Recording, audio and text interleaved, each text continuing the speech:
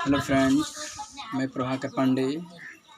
आज मैं आप लोगों को एक बहुत महत्वपूर्ण टॉपिक है, उस टॉपिक का नाम है गणित। गणित तो सभी पढ़ते हैं, लेकिन गणित का अर्थ क्या होता है, गणित का परिभाषा क्या होता है।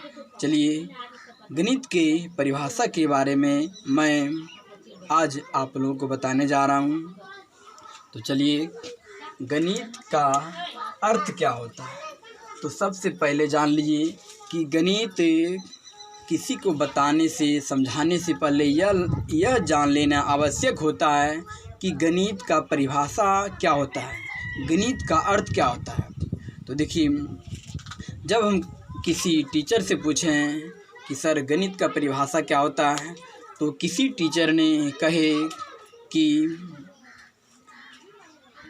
गिनती के विज्ञान को गणित कहते हैं, किसी टीचर ने कहे गणनाओं, गिनती और स्थानों पर जिसका प्रयोग किया था उसे गणित कहते हैं। लेकिन जब हमें इसके बारे में पूर्ण रूप से ज्ञान मिला, इसके बारे में हमने अध्ययन किया, तो इसका परिभाषा निकला था। जब हमने गणित के बारे में, इसकी परिभाषा के बारे में अध्ययन किया, तो इसकी परिभाषा निकला कि वह शास्त्र जिसमें गिनती का अध्ययन किया जाता है, अर्थात वह शास्त्र जिसमें जोड़, घटा, गुणा, भाग, एलसीएम, एचसीएफ इत्यादि क्रियाओं का प्रयोग किया जाता है, उसे गणित कहते हैं। वैसा शास्त्र जिसमें जोड़, घटा, गुणा, भाग, एलसीएम, एचसीएफ इत्यादि का प्रयोग किया जाता है, उसे गणित कहते हैं। तो देखिए, आपका गणित, ग का मतलब होता है गिनती, या नीत का मतलब होता है उसमें निहित, गिनती जिसमें निहित होता है। अगर गिनती नहीं, अगर गिनती का उत्पत्ति अगर नहीं होता, तो आपका जोड़ का निर्माण नहीं होता, आपका घटा का निर्माण नहीं होता, आप गुणा नहीं जानते, भाग नहीं जानते, फिर आप एलसीएम नहीं जानते, आप एचसीएम नहीं जान सकते। तो सबसे इसमें महत्वपूर्ण बात यह है कि गिनती, वैसा शास्त्र जिसमें गिनती का अध्ययन किया जाता है उसे गणित कहते हैं। वैसा शास्त्र जिसमें गिनती का अध्ययन किया जाता है उसे गणित कहते हैं। ग का मतलब आपका होता है गिनती, गो का मतलब आपका होता है गिनती, और नित का मतलब होता है निहित, यानी कि शास्त्र जिसमें निहित होता है। नित का मतलब आपका होता है निहित, नीत का मतलब होता है नीत। ये दो शब्द, ये आपका एक शब्द है। गौ का मतलब गिनती हो गई, नीत का मतलब हो गया निहित, यानी कि गिनती जिसमें निहित होता है उसे गणित कहते हैं। अर्थात हम इसकी परिभाषा इस प्रकार बता सकते हैं कि वैसा शास्त्र जिसमें गिनतियों का अध्ययन किया जाता है, अर्थात या जिसमें गिनती का अध्ययन किया जाता है उसे गणित कहते हैं। वैसा शास्त्र जिसमें गिनती का अध्ययन किया जाता है उसे गणित कहते हैं।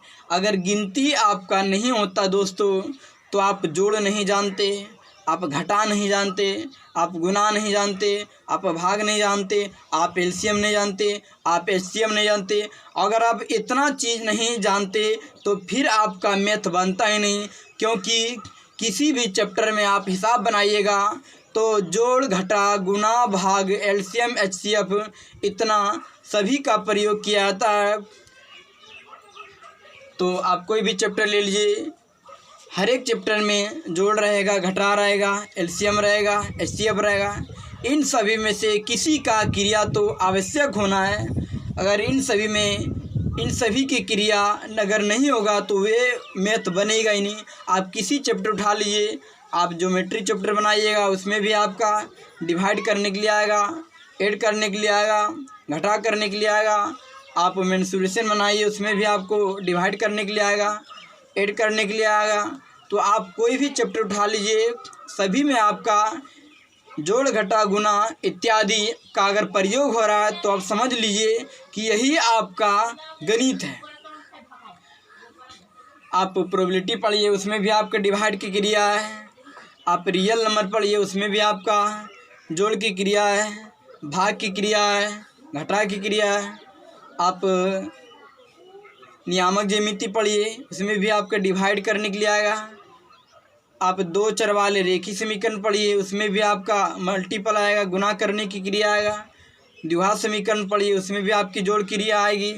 आप कोई भी चैप्टर को उठा लीजिए, सभी में आपका अगर जोड़ घटा गुना भाग एलसीएम एचसीएफ इत्यादि का प्रयोग हो रहा है, इसका मतलब वही आपका मैथ है।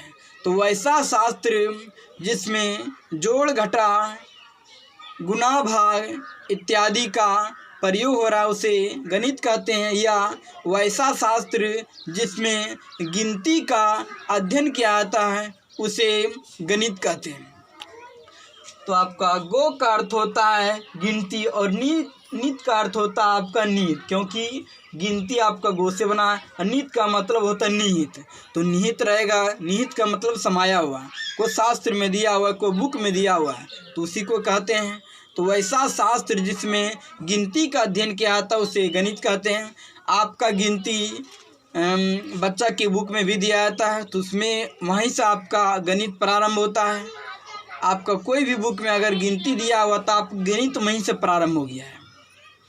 जिस प्रकार से आप अंग्रेजी में सबसे पहले अल्फ़ाबेट पढ़ते हैं, वहीं से आपका अंग्रेजी प्रारंभ होती है। अगर आप अल्फ़ाबेट नहीं पढ़ेंगे तो आप अंग्रेजी नहीं जान पाएंगे। उसी प्रकार मैथ में अगर जो भी विद्यार्थी अगर गिनती नहीं जानेगा तो वो मैथ नहीं सीख सकता है। तो इसमें सबसे पहले बेसिक चीज़ होता है गिनती। इसीलिए कहा जाता है वैसा शास्त्र जिसमें गिनती का अध्ययन किया जाता है उसे हम गणित कहते हैं। तो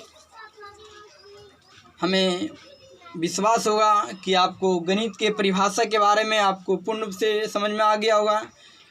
कितना विद्यार्थी पूछा है सर गणित पढ़ते हैं लेकिन गणित का परिभाषा नहीं जानते हैं, तो इसका क्या परिभाषा होता है, इसकी परिभाषा बता दीजिए। तो ये परिभाषा जो हम बताएं यही आपका परिभाषा है।